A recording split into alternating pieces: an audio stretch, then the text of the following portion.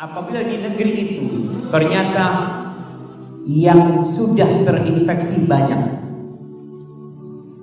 dan yang belum ketahuan juga masih banyak, maka kalau dikatakan menghindari, mulai nanti ya kota Surabaya mengumumkan umpamanya sekolahan tutup, nggak ada sholat berjamaah di masjid, sholat di rumah kalian. Nah, begitu banyak polemik tentang sholat di rumah. AA, pimpinan Darut Tauhid dan seluruh jajaran Darut Tauhid memutuskan untuk sepenuhnya mengikuti fatwa Majelis Ulama Indonesia. AA dan keluarga sudah sholat di rumah dan semua orang yang awam tidak berilmu ikut ulama-ulama guru-guru kami di Azhar yang sudah mengeluarkan keputusan pada tanggal 15 Maret 2020 tentang gugurnya sholat Jumat. Ketika kita dikasih tahu jangan pergi ke tempat kerumunan orang, jangan pergi kemudian ke tempat orang yang berkumpul, kurangi aktivitas-aktivitas di luar, perbanyak kemudian aktivitas-aktivitas yang social distancing dan seterusnya, termasuk misalnya contoh sholat di rumah untuk sementara waktu, berarti kita sedang pergi dari satu keputusan hukum kepada keputusan hukum yang lain yang insya Allah. Himbauan dari pemerintah untuk kita tidak mendatangi atau mengadakan acara-acara yang berkerumunan manusia yang banyak, karena timbulnya wabah-wabah virus corona di sekitar kita.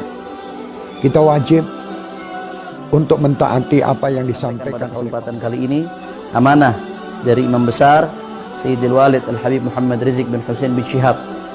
Beliau menyerukan kepada seluruh ta'lim dan tabligh akbar FPI di seluruh daerah yang terpapar wabah corona atau yang terindikasi terpapar wabah corona, beliau menyerukan agar seluruhnya dihentikan atau diliburkan terlebih dahulu sampai keadaan Islam mendahulukan kemanusiaan atas keberagamaan. Karena itu tidak heran fatwa ulama-ulama menyatakan bahwa tidak wajib untuk melaksanakan sholat Jumat demi menjaga keselamatan medis. Tunjuk para pemerintah, mari kita ikuti. Jika kita tidak boleh berkumpul di sebuah tempat, mari kita ikuti, karena kalau sudah medis yang mengatakan dibarengi dengan pemerintah, insya Allah. Misalnya dilarang mengadakan acara-acara keramaian, ya sudah kita taat.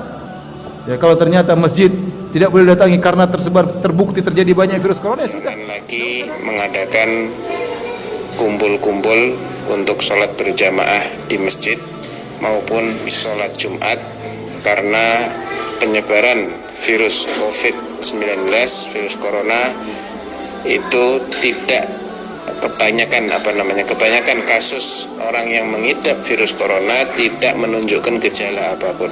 85% tidak menunjukkan gejala apapun, dan kondisi sudah dia nyatakan sebagai pandemi global, dan itu adalah penyebaran penyakit yang paling mobilitas, social distancing, hindari kerumunan massa, hindari keramaian, cukup berada di rumah kecuali ada mereka virus corona itu konspirasi dajjal. Buktinya MUI Majelis Ulama Indonesia mengeluarkan semacam fatwa atau himbauan untuk menutup masjid.